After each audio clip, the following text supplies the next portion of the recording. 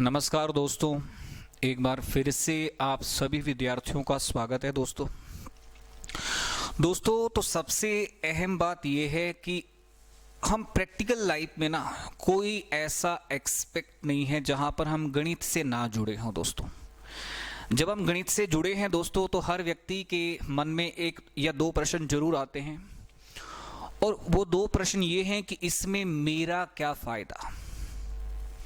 आपने गाना भी सुना होगा दोस्तों, इसमें मेरा कुछ नहीं जाता, इसमें तेरा घाटा। इसमें तेरा घाटा दोस्तों, मेरा कुछ नहीं जाता। आजकल समाज दोस्तों इस तरह का हो गया है, कोई स्वार्थी, कोई कैसा। दोस्तों तो अच्छी बात है दोस्तों, हर व्यक्ति अपने अपने लिए जी रहा है दोस्तों, पर इस चैप्टर को जो मैं समझाने जा रहा हूं प्रैक्टिकल लाइफ में बहुत बड़ा महत्व रखता है दोस्तों, कि इसमें मेरा क्या फायदा, इसमें मेरा क्या घाटा। आप समझ गए होंगे दोस्तों, चैप्टर का नाम है प्रॉफिट एंड लॉस। दोस्तों चैप्टर का नाम है प्रॉफिट एंड लॉस, बहुत ही महत्वपूर्ण चैप्टर है दोस्तों, प्रॉफिट एंड लॉस। तो दोस्तों अगर हम प्रॉफिट लॉस के अंदर जाते हैं तो सबसे पहले प्रॉफिट लॉस, लाभ हानि के आधार क्या है, लाभ हानि किस पे होता है, क्या लाभ हानि क्रय मूल्य पे होता है, क्या लाभ हानि विक्रय मूल्य पे होता है, क्या लाभ हानि एमआरपी पे होता है। दोस्तों ये सारी बातें हमें पहले से जान लेनी जरूरी हैं दोस्तों केवल तीन स्तंभ हैं प्रॉफिट लॉस के, या साथ में दोस्तों अगर मैं डिस्काउंट भी कहना चाहूं तो कुछ गलत नहीं होगा दोस्तों, प्रॉफिट लॉस एंड डिस्काउंट। दोस्तों सबसे पहला स्तंभ आता है कि आपने किसी वस्तु को कितने में खरीदा। सबसे पहला स्टेप दोस्तों क्रय मूल्य आता है। दोस्तों अक्सर ये बहस चलती रहती है कि पहले मुर्गी आया या अंडा आया। दोस्तों आपने अक्सर ये बहस सुनी होगी कि पहले मुर्गी ने आया या मार्केट में अंडा आया। दोस्तों तो यही बात अक्सर दोस्तों क्रय मूल्य विक्रय मूल्य के बीच में भी चलती है कि पहले खरीदा है या पहले बेचा है। दोस्तों सबसे पहला स्टेप जो होता है वो खरीदना होता है दोस्तों, प्रॉफिट लॉस की बात करें, और सबसे अंतिम स्टेप दोस्तों बेचना होता है। दोस्तों पहला स्टेप खरीदना है, अंतिम स्टेप बेचना है। ये सारी बातें दोस्तों आपको नोट करनी है। क्रय मूल्य एक ऐसा मूल्य है दोस्तों, हम जिस पर किसी वस्तु को खरीदते हैं या मैन्युफैक्चर करते हैं या दोस्तों बनाते हैं, इसमें हम सब कुछ ऐड कर देते हैं। ट्रांसपोर्ट कॉस्ट अगर है तो, रिपेयरिंग कॉस्ट अगर है तो, सर्विसिंग कॉस्ट अगर है तो दोस्तों क्रय मूल्य मतलब सामने वाले पार्टी का कितना पैसा लगा। दोस्तों अब मान लीजिए दोस्तों आपने एक खेती की किसी चीज की दोस्तों, या फिर आपने एक किताब बना दी। तो दोस्तों एक किताब मान लीजिए दोस्तों आपने 100 रुपए में बना दी। अब वो मार्केट में आपने लॉन्च भी करनी है। दोस्तों कोई भी प्रोडक्ट जब बनता है तो उसके लिए आपको मार्केट तो चाहिए होती है ना।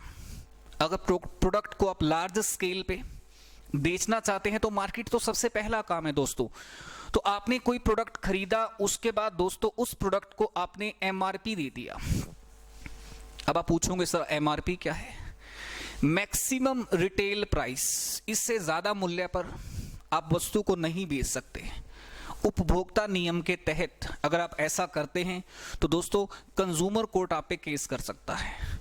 दोस्तों एमआरपी मैक्सिमम रिटेल प्राइस, जिसे हम बोलते हैं हिंदी में अंकित मूल्य, अंकित करना, इसके नाम से ही क्लियर है। और इसका एक नाम और भी होता है दोस्तों सूची मूल्य। इंग्लिश में दोस्तों एमआरपी को भी कहा जाता है list price, LIST, list price. इसको दोस्तों एक नाम और भी देते हैं label price, list price, label price, या फिर दोस्तों इसका एक सरल नाम और भी है लिस्ट प्राइस, लेबल प्राइस, या दोस्तों इसको मार्क प्राइस के नाम से भी जाना जाता है। तो दोस्तों मैं यहां पर आपको ये बता रहा हूं कि चैप्टर चाहे ये प्रॉफिट लॉस है, पर आपको मैंने बहुत पिछली क्लासेस में भी दोस्तों बताया था कि बिना परसेंटेज के दोस्तों आप किसी भी चैप्टर में आगे बढ़ ही नहीं सकते। ठीक है दोस्तों, वो मैं आपको प्रूव करूंगा दोस्तों। हर पॉइंट पे ही परसेंटेज है, ये लाइफ ही परसेंटेज है दोस्तों। कितने परसेंट आप जी चुके हो, कुछ परसेंट बाकी है। इस लाइफ में कुछ लाभ आप उठा चुके हो, कुछ लाभ उठाना बाकी है। तो दोस्तों हम यहां बात कर रहे हैं, कोई वस्तु 100 रुपए में खरीदी आपने दोस्तों, उसे मार्केट में कितने का लॉन्च कर दिया दोस्तों। मान लीजिए दोस्तों आपने उसे मार्केट में उतार दिया 150 रुपए का, उसका प्रिंट रेट दोस्तों आपने सेट कर दिया 150 रुपए का। अब कस्टमर भी तो स्टूडेंट आपको पता ही है, आजकल आप 150 की कोई चीज लॉन्च करोगे तो कस्टमर आके 150 में थोड़ा ले लेगा दोस्तों। कस्टमर भी उस पर कुछ डिस्काउंट चाहता है, कस्टमर कहता है थोड़ा सस्ता कर लो, करना पड़ता है, मजबूरी है दोस्तों, मार्केट कंपटीशन है, ओवरकम करना पड़ेगा। मार्केट के कंपटीशन में जीना है तो दोस्तों प्राइस सस्ते करने पड़ेंगे, है ना दोस्तों। अक्सर ऑनलाइन ऐप के अंदर कंपटीशन काफी देखा जाता है, एक ऐप पे कोर्स इतने का है, दूसरी ऐप पे कोर्स इतने का है, ऐसा ही ऑफलाइन कोचिंग में भी होता है।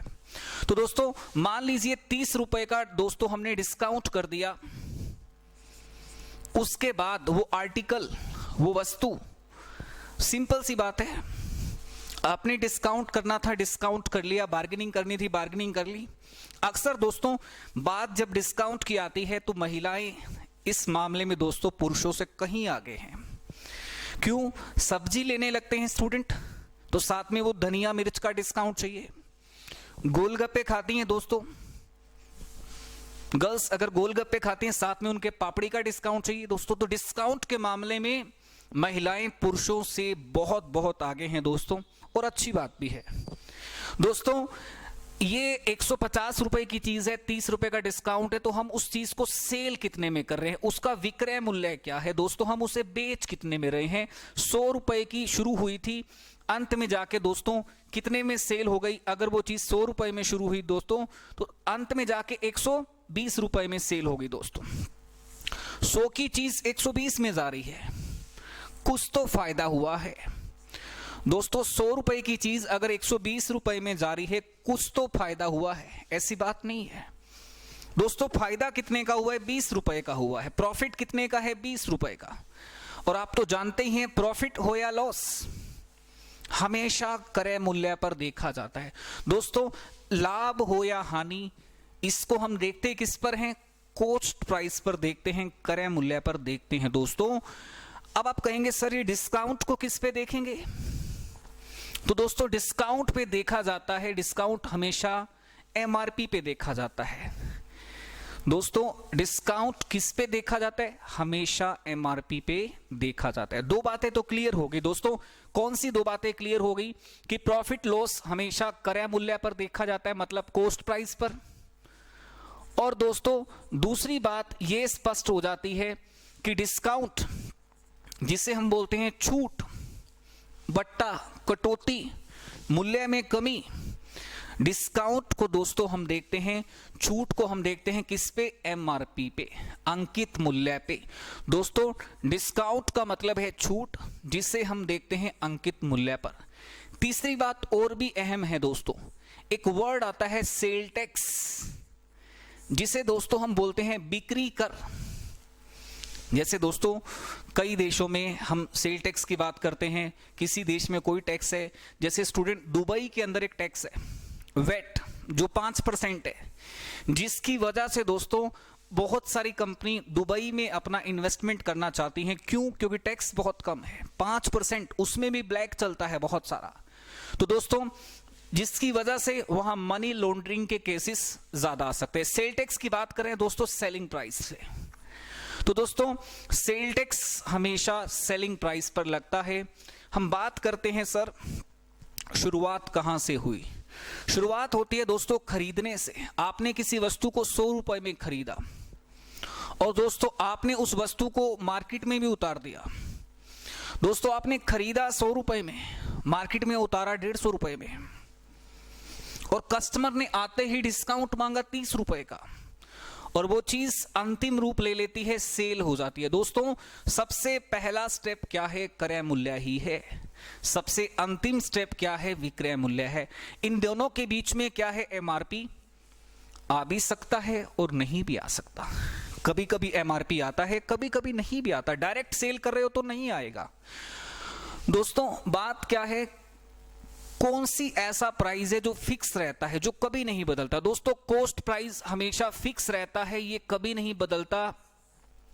इस आधार पे हम प्रॉफिट लॉस को कंटिन्यू करते हैं। दोस्तों देखिए दोस्तों, यहां पर मैं बात करता हूं कि प्रॉफिट कितने का हुआ, 20 का हुआ। दोस्तों प्रॉफिट हुआ 20 का, किसके ऊपर? 100 रुपए के ऊपर।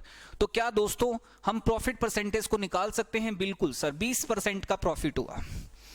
प्रॉफिट परसेंटेज 20 रुपए का प्रॉफिट, वो भी 100 रुपए के ऊपर, 20% प्रॉफिट हो गया। क्या दोस्तों हम डिस्काउंट परसेंट को निकाल सकते हैं? बिल्कुल निकाल सकते हैं सर। डिस्काउंट हुआ 30 का, 30 रुपए का। देख रहे हैं ना आप, डिस्काउंट 30 रुपए का, किसके ऊपर? 150 रुपए के ऊपर। दोस्तों ये जो 30 रुपए का डिस्काउंट है, किसके ऊपर है? 150 के ऊपर।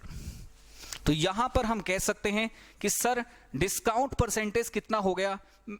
मैं कहूंगा बेटा 20% हो गया। तो दोस्तों प्रॉफिट परसेंटेज, जिसमें प्रॉफिट हमेशा क्रय मूल्य पर देखा जाता है। डिस्काउंट परसेंटेज, जिसमें डिस्काउंट हमेशा दोस्तों एमआरपी पर देखा जाता है। सर और अच्छे से क्लियर कीजिए दोस्तों। चलिए मैं आपको इस एग्जाम्पल को थोड़ा और अच्छे से क्लियर कर देता हूं। दोस्तों समझने की बात है, बहुत ही आसान भाषा में मैं आपको समझा रहा हूं। दोस्तों देखिए, किसी वस्तु का दोस्तों हमें क्रय मूल्य दिया है, ध्यान देना आप सभी। दोस्तों किसी वस्तु का क्रय मूल्य दिया है 7200 रुपए, और दोस्तों उस वस्तु का क्रय मूल्य तो हमें दिया ही है, साथ साथ दोस्तों उस वस्तु का विक्रय मूल्य भी हमें दिया है, सेलिंग प्राइस। ये दोस्तों मैं आपको बेसिक्स ऑफ प्रॉफिट लॉस की चर्चा कर रहा हूं आपके साथ, कि किसी वस्तु का क्रय मूल्य 7200, उसका विक्रय मूल्य दोस्तों 8100 रुपए है। क्रय मूल्य भी आपको पता है, विक्रय मूल्य भी दोस्तों आपको पता है। अब साधारण सी बात है, जब खरीदने बेचने की बात हो जाए तो दोस्तों आपसे लाभ हानि की चर्चा की जाएगी। आपको दिखाई दे रहा है कि 7200 रुपए में खरीदा, 8100 रुपए में बेचा, कुछ तो फायदा हुआ है। वो कितना हुआ है दोस्तों? ये जो लाभ है दोस्तों 900 रुपए का लाभ हुआ है। इस प्रश्न में 900 रुपए का लाभ, और लाभ हानि हमेशा दोस्तों किस पर देखे जाते हैं? क्रय मूल्य पर। अगर दोस्तों मैं आपसे पूछूं लाभ कितना हुआ है, तो बहुत ही सरल भाषा में दोस्तों आप मुझे बता दोगे कि सर लाभ हुआ है 8वां हिस्सा, और परसेंटेज की बात करें 8वां हिस्सा दोस्तों 12.5% होता है। दोस्तों इस तरीके से हम छोटी छोटी बातों को समझते हैं कि 7200 रुपए में खरीदा, 8100 रुपए में बेचा, लाभ हुआ 12.5%। दोस्तों अगर आपके बेसिक्स क्लियर हैं तो आप कितनी भी ऊंचाइयों को छू सकते हैं। आप मेंस के क्वेश्चंस भी आसानी से कर सकते हैं, पर जरूरी है आप फंडामेंटल्स पे फोकस करें। दोस्तों बहुत ही छोटे छोटे सवाल हैं, पर इसमें भी कुछ विद्यार्थी गलती कर देते हैं, अच्छे से सीखना चाहिए। तो चलिए दोस्तों एक छोटा सा सवाल मैं आपसे और पूछ लेता हूं। दोस्तों किसी वस्तु का कॉस्ट प्राइस, क्रय मूल्य है, मतलब खरीदना, खरीदा कितने में दोस्तों?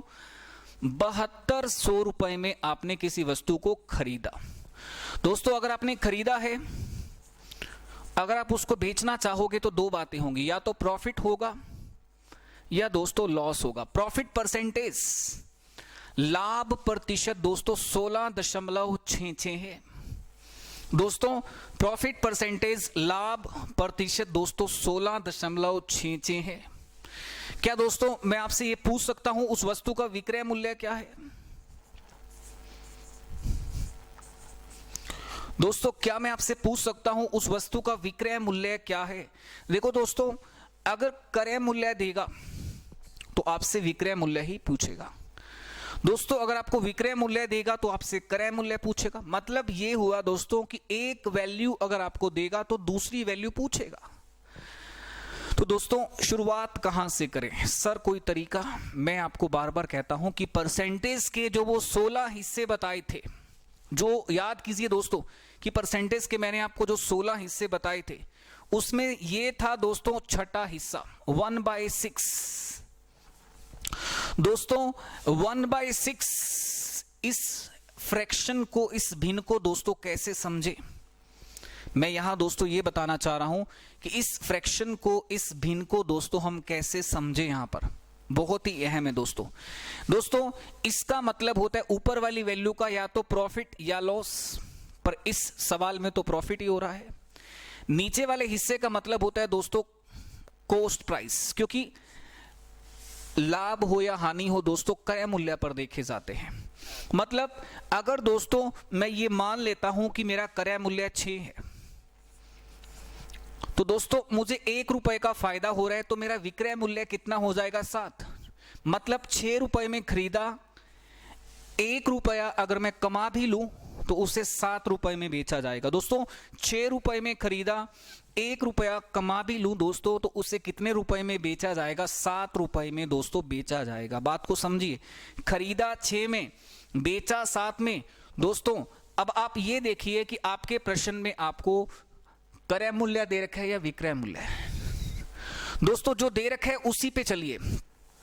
अगर आपको क्रय मूल्य दे रखा है तो उसी के साथ जुड़िए। 6 का मतलब 7200, तो दोस्तों आपसे 7 का मतलब पूछा है। दोस्तों आप सभी को याद होगा बचपन में हम कैसे करते थे। अगर 6 का मतलब 7200 है, छोटी क्लासेस में हम करते थे, 1 का मतलब होता है 7200 बटे 6, मतलब दोस्तों 1200।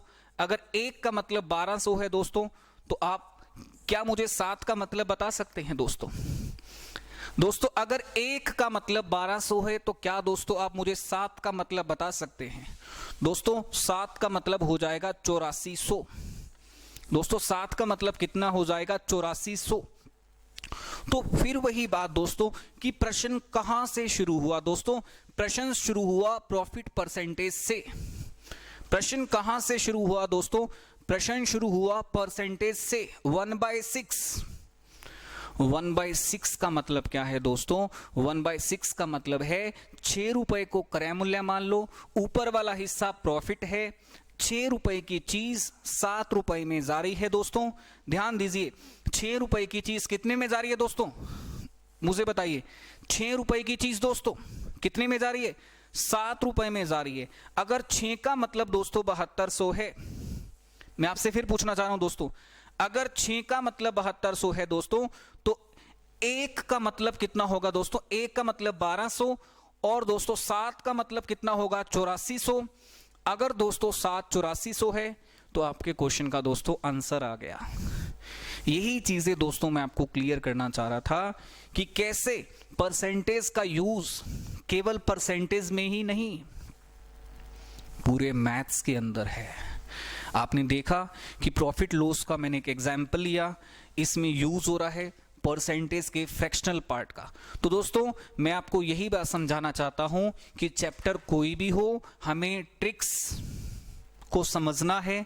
ज्यादा से ज्यादा फॉर्मूले याद करने की जरूरत नहीं है दोस्तों, क्योंकि आप सभी जानते हैं कि फॉर्मूले याद करने से, ज्यादा फॉर्मूले याद करने से यहां प्रेशर बनता है, और प्रेशर लेके कोई एग्जाम क्लियर करने जाए तो सोचिए दोस्तों, उसके स्ट्रेस बन जाता है, और स्ट्रेस बन गया तो वो क्लियर कैसे करेगा?